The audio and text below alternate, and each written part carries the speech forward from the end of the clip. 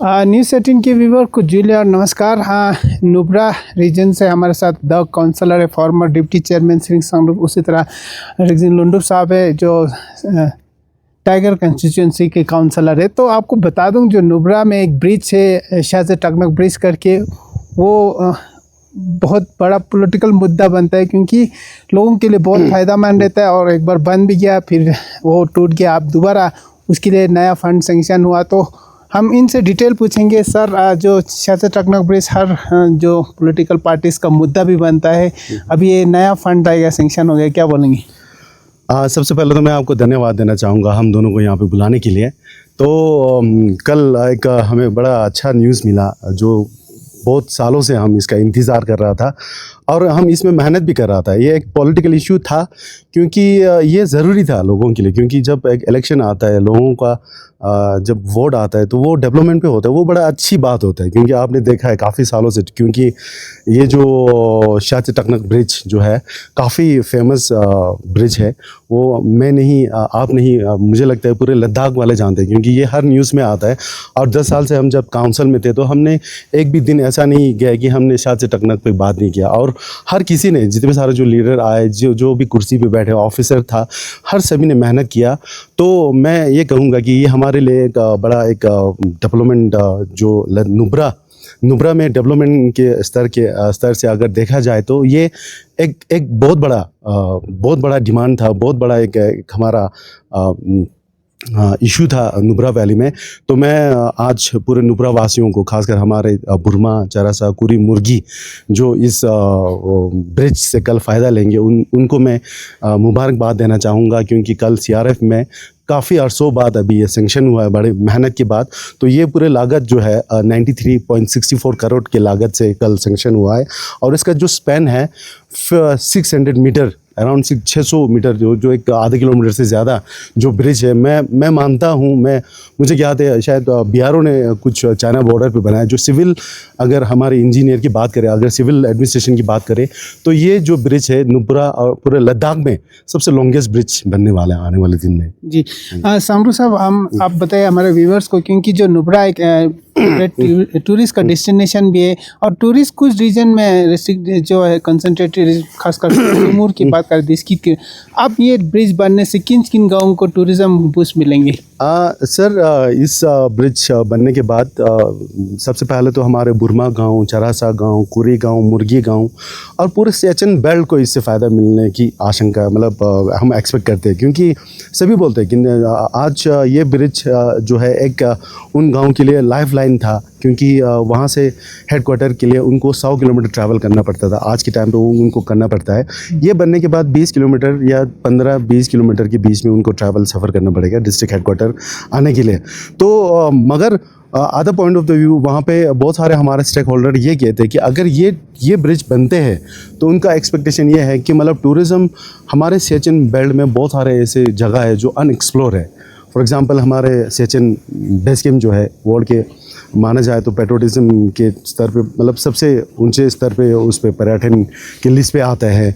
सब बोलते हैं कि वर्ल्ड के हाईएस्ट बैटल फील्ड जो है हमारे सियाचिन ग्लेशियर है, लॉन्गेस्ट ग्लेशियर है वहाँ पे। और उसका बेस कैंप में जाना एक हमारे लिए एक प्राइड फीलिंग जो है, हमारे जो देश के लोग हैं जो पर्यटन आते हैं वहाँ पे। और इसी तरह यरमागोंडो मोनेस्ट्री है, इसी तरह हमारे एंशिएंट सिल्क रूट वहाँ से शुरू होता है, वहाँ से पूरा सिल्क रूट हमें दिखाई देता है। वहाँ पे सासुमा, ससरला, तुनुपुटिला बोल के वहाँ से जाते, डीबीओ जाके फिर वहाँ से शुरू होता था, वो हमें देखने को मिलेगा।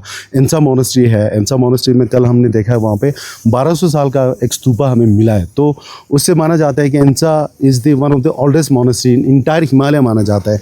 इसी तरह मुर्गी वहाँ पे अर्जनाक बोलते हैं, वहाँ पे पेट्रोग्लिफ साइड है, एशिया के लार्जेस्ट है। पनामिक हमारे हॉट स्प्रिंग है, एक यूनिक एक टूरिज़्म स्पॉट है। सुमुर हमारे सैंड ड्यून है, हमारे लखजुंग में बहुत सारे ऐसे एंशिएंट मॉन्यूमेंट्स है वहाँ पे, तिरित में है। तो मतलब एक तरह से देखा जाए तो सियाचिन वैली में इतना डेस्टिनेशन है, हम कल गिन रहा था 36 से ज़्यादा है, मगर इसी कनेक्टिविटी की वजह से वहाँ पे आ नहीं पा रहा था। तो मैं समझता हूँ, हम समझते हैं और हमारे टूरिज़्म स्टेकहोल्डर समझते हैं कि ये बनने के बाद उस एरिया में टूरिज्म बूम होंगे आने वाले जी दिन में। सर, ये तो बात रहा लोकल को फ़ायदा होगा, टूरिज़्म को फ़ायदा होगा। अगर डिफेंस की लिहाज से बात करें तो जो डिफेंस नुब्रा में पॉजिटिव उनके लिए कितना फ़ायदामंद रहेगा? डिफेंस पॉइंट ऑफ व्यू भी बहुत सारे फ़ायदा रहेगा सर, क्योंकि जब भी हम डिमांड करते हैं, हम 3 चीज़ों पे इसका डिमांड रखते थे, हम इसका जस्टिफिकेशन रखते थे। एक तो defence point of view, tourism, और दूसरा टूरिज़्म पॉइंट ऑफ व्यू, और तीसरा जो है हमारे लोगों की लिविंग स्टैंडर्ड पे।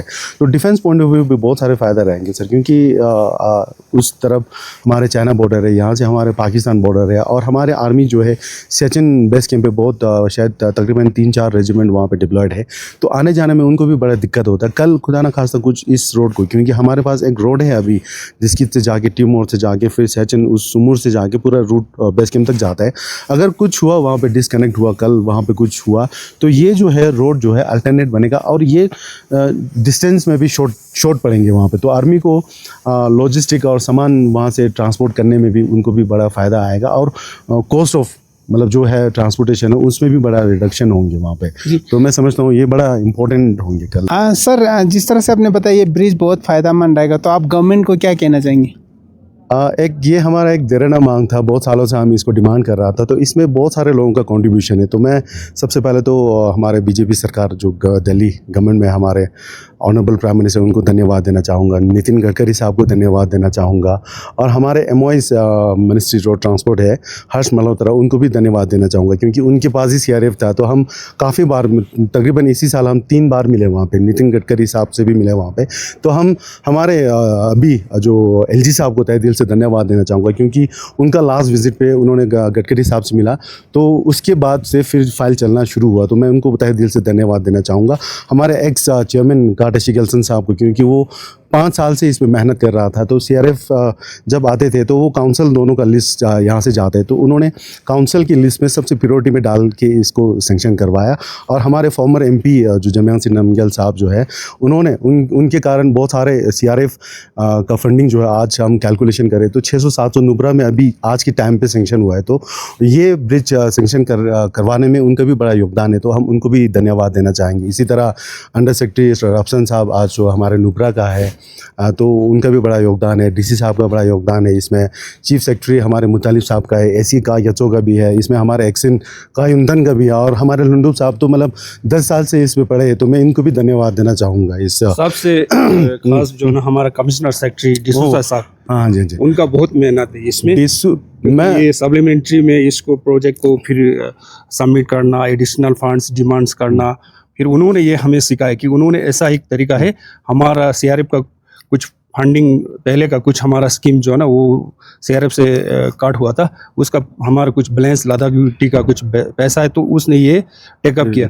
तो इस हिसाब से ये सप्लीमेंट्री में आया। तो ये सारा डिसूजा साहब का बड़ा मेहनत और उनका सोच, और उन्होंने पूरा जो पब्लिक का डिमांड्स, जो लॉन्ग पेंडिंग डिमांड्स था, उसने ये पूरा उनको पूरा ये क्या बोलते हैं कि उसकी सोच में ये आया कि ये बहुत ज़रूरी प्रोजेक्ट है, इसको कैसे भी थ्रू करना पड़ेगा। तो इन्होंने रात दिन डिसूजा साहब ने मेहनत किया, और हमें भी अपडेट देता था कि आज ये हुआ, आज वो हुआ, प्रोजेक्ट वहाँ पहुँचा है, मेरे को ऐसा लेटर जॉब आ रहा है, आप लोग ये पुश करो।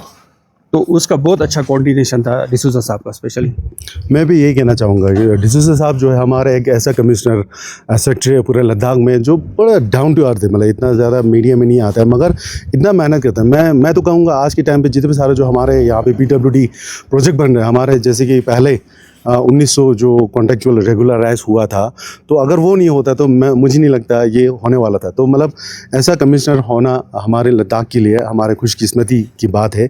तो मैं आपके माध्यम से मैं उनको भी धन्यवाद देना चाहूँगा, और पूरे जितने सारे जो हमारे रिप्रेजेंटेटिव है, कोऑर्डिनेशन कमेटी जो नुब्रा की आज बनी है हमारे हेडेड बाय LBN नुब्रा, उनका भी बड़ा योगदान है। तो मतलब जो भी जिस लोगों ने आज इस ब्रिज को बनाने में, इस सेंक्शन होने में जो योगदान दिया है, हम दोनों की तरफ से, और मैं Bharatiya Janata party district president Nubra की तरफ से और हमारे पूरे वर्कर की तरफ से मैं उन सभी लोगों को धन्यवाद देना चाहूँगा, क्योंकि ये हमारे लिए एक महत्वपूर्ण प्रोजेक्ट था, इम्पोर्टेंट प्रोजेक्ट था।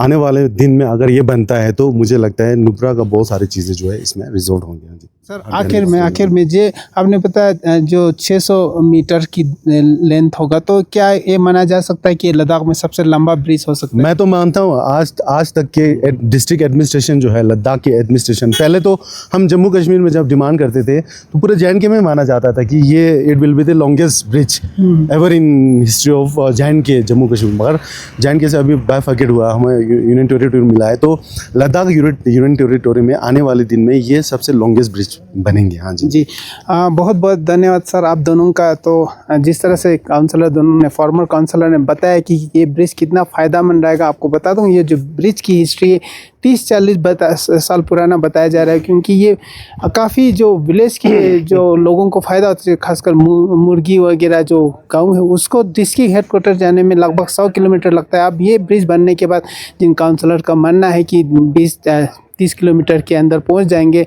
और जो टाइम रिडक्शन भी काफ़ी होंगे, तो इससे बहुत फ़ायदा होंगे। मैं मुरुख नेटवर्क 18 के लिए ले से।